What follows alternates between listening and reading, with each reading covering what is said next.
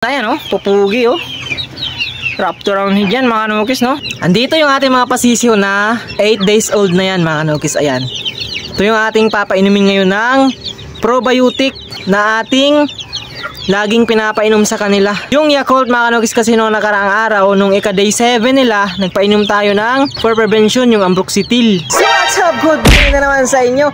Panibagong araw, panibagong vlog na naman. For today's video mga kanukis, magpapainom tayo ng probiotic na Yakult, yung ating laging ginagamit tuwing pagkatapos nating magpainom ng for prevention, yung ating Ambroxetil. Kaya hindi na natin papatagalin mga kanukis, umpisahan agad natin. Tara! Bale, andito kaninang umaga, hindi ko na sila pinainom ng patubig nung tayo nagbigay ng patoka. At ngayon, bumili tayo ng ito, yung ating ipapainom sa kanila. So ito yung pinaka-the best mga kanukis pagkatapos mong painom ng antibiotic or Ambroxetil for prevention.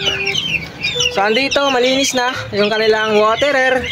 Kaya oras na, siguro nasa mga 9 ngayon mga kanukis mula kanina 7 AM nagbigay tayo ng patoka. After 2 hours hindi tayo nagbigay ng patubig, malamang sa malamang ngayon is uhaw na yung ating mga pasisiw. Kaya ayan, gagayakin agad natin. Ito, re-ready ko lang mga kanukis meron tayong plywood na lagayan para malinis. So dito natin ilalagay yung ating bibigay natin na Yakult. So andito, lalagay natin. So ito yung pinakasekreto ko mga kanukis sa pag-alaga natin ng sisiw So ganun lang yung cycle natin. Pagkapisa, hiwalay sa inahin. Tapos after 7 days, painom ng for prevention, Ambroxetil. Pagkatapos ng Ambroxetil, ito. Tapos tuloy-tuloy na hanggang day 29 yung ating Progency. Ayan, ito yung ating Progency. Tuloy-tuloy na to mga kanukis hanggang day 29. Pagka day 30 naman, purga naman natin sila yung ating bastonero.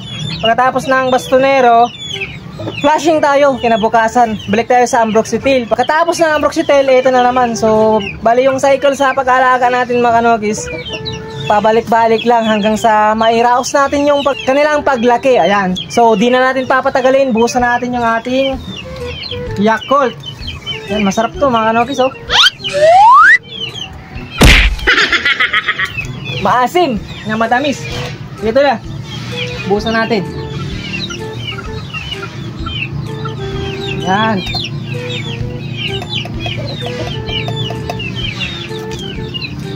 So ito ang basura, lagay natin dun sa taas. Ito yung sako dito. Yan. So andito na siya. So ready na pang ibigay natin sa ating mga pasisiw. Lagay lang natin to dito. Yan. Buksan natin. Kanina pa to nauhaw. For sure ako talagang iinumin nila yan. Ayan Yan. So ito yung diskarte ko mga kanukis i-delay lang natin yung pagpapainom ng tubig or kuhain natin yung patubig bago tayo magpainom ng vitamina or gamot para lang sa ganoon kapag binigyan na natin is ganto. Talagang iinumin agad nila hindi na sila magpapatumpik-tumpik pa.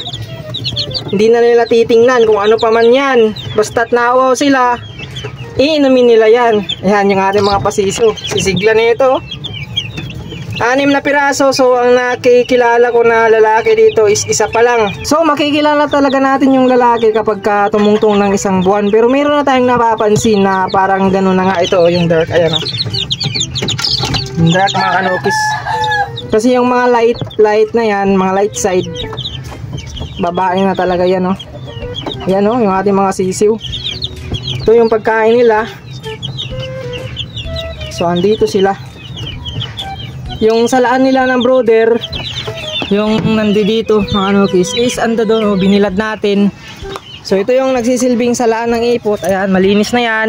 Nilinis natin kaninang umaga. So ito yung pangsilbing harang nila para yung ating brother na are mga kanukis is ganto, kumbaga mainit-init at syempre walang lamok na makakapasok. Kaya yung sisiw natin safety sa loob, right?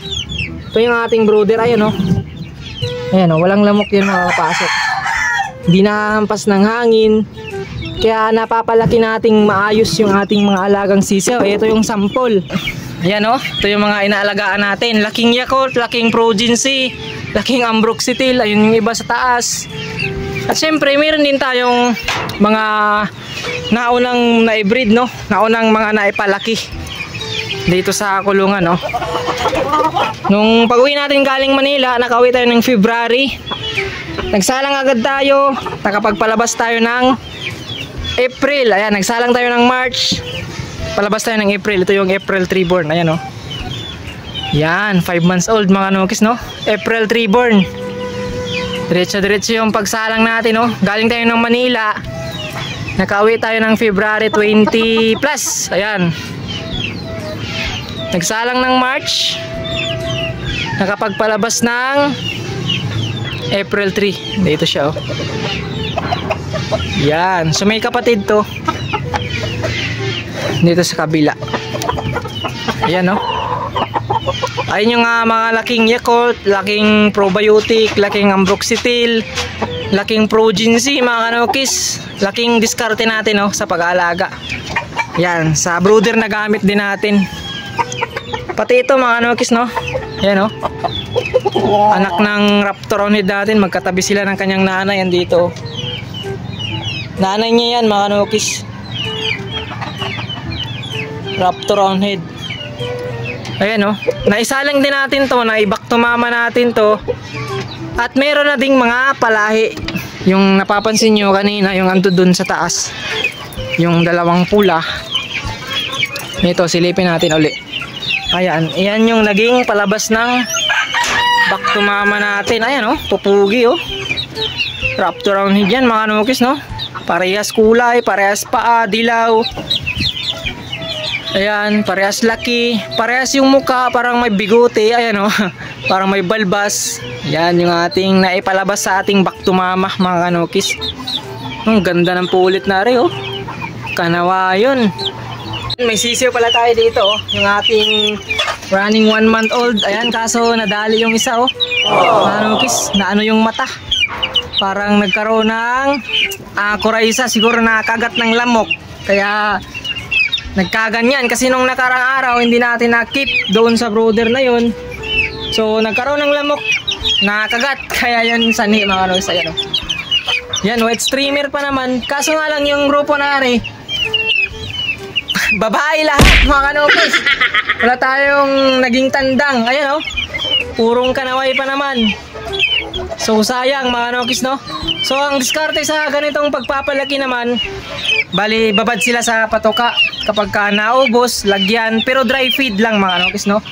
1 month, running 1 month na to, dry feed sila. And pagka nag 1 month and a half, wet feeding naman, tapos 3 beses lang, umaga, tanghali, hapon. Tapos nilalagyan natin ng progency. Ayan, sa kanilang patokaan. Andito, kukuha tayo ng isa mga kanukis, no. Papasilip ko sa inyo. Sayang lang yung ano, nagkaroon ng kuraysa. Ayan. Makukulit to mga kanukis, oh, maliliksi, oh. Yan, oh, maliliksi. Ayaw magpahawak. So andito, papasilip ko sa inyo mga kanukis, no. Babae lahat. Ayan, oh. Babae siya. Kanaway, puting-puti. Sayang. So soon baka magpaano tayo dito sa ating mga sulit na taga-subaybay. Yan naman yung mga inaantay ng ating mga sulit na mga followers. Ayun, oh, ang ganda, oh. Sayang sa grupo na yan. Ayun, oh. Wala tayong tandang. Andito yung nanay nila, oh. Baka ito. Baka itong next is meron na tayong mga lalaki dyan.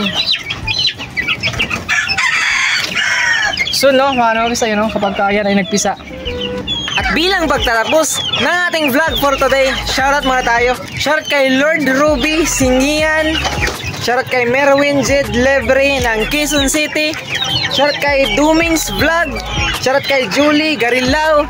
At shoutout kay Andy Tambayan Vlogs ng Masbate. At hanggang dito na lang muna for today's video. Maraming salamat sa lahat na nag-subscribe, nag-like, nag-comment, nag-share. At sa lahat ng mga nanood sa ating gawang video sa Peace Out!